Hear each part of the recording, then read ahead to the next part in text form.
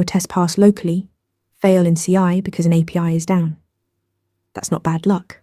That's a mocking problem. Mocking means replacing a real dependency, a database, an API, a file system, with a controlled fake. The goal is isolation. Test your logic without the noise of external systems. When testing a payment flow, mock the payment client so your test never touches a real card or network. Real services are slow and flaky. A database query takes milliseconds to hundreds of milliseconds. A mock is instant.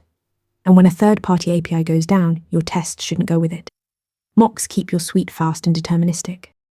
Mocks also let you engineer hard-to-reproduce scenarios. Need your database to throw a connection error? Just configure the mock to raise one.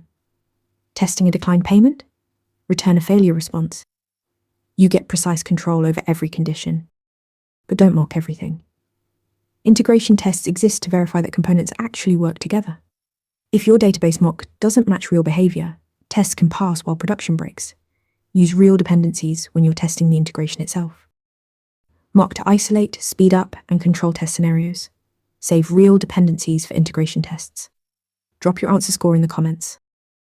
Ready to practice for your next interview? Interview Mentor lets you answer real questions just like this one. After each answer, you get a detailed grade and personalized tips to improve. Watch your scores climb as you keep practicing.